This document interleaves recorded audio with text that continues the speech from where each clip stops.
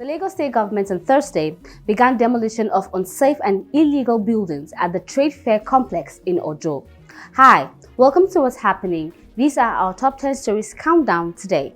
At number 10, the Japan International Cooperation Agency has cancelled its JICA Africa Hometown Initiative, citing misunderstanding and confusion over the program.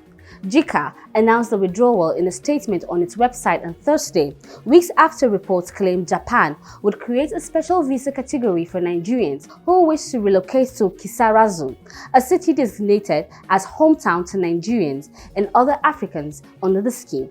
At number 9, Brazilian great Ronaldo has called on the Selicao's Italian coach Carlo Ancelotti to restore Neymar to the squad for the World Cup in North America next year. Brazil's record goal scorer with 79 goals from 128 matches, Neymar has not pulled on the yellow jersey since October 2023 when he suffered a serious knee injury. The 33-year-old has played regularly for Sao Paulo side Santos since he returned to his first club in January following a fruitless spell in Saudi Arabia with Al Hilal. At number 8, the Police Service Commission has named the Chairman's Conference Hall after the late chairman and former Inspector General of the Police, Solomon Arase. The Commission, head of Press and Public Relations, Ikechukwu Ani, disclosed this in a statement on Thursday that the conference hall located on the 6th floor of the PSC's headquarters, Abuja, was renamed in the honor of the late Arase. At number 7, the Corps Marshal of the Federal Road Safety Corps, Shehu Mohammed, says arming road safety operatives may be the only way to enforce traffic laws effectively on Nigerian highway. Appearing on the Arase news on Thursday, Mohammed painted a vivid picture of the difficulties his men face when trying to stop heavy-duty vehicles. Mohammed also addressed allegations of bribery and extortion by some operatives, which often trend on social media.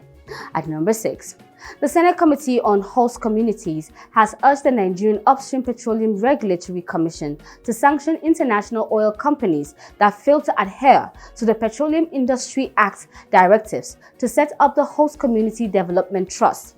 The committee expressed delight that there is reduced hostilities between oil firms and communities, which has translated to relative peace in the Niger Delta region due to the achievement of the PIA through the HCDT.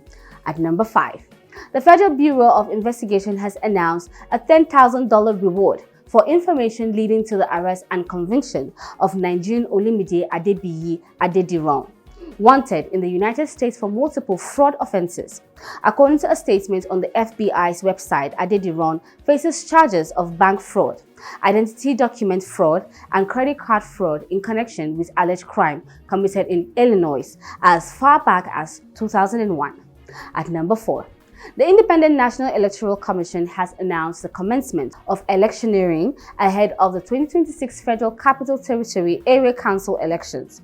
According to him, this is in line with the provisions of Section 94 of the Electoral Act 2022 and Item 8 of the timetable and schedule of activities for political parties participating in the elections.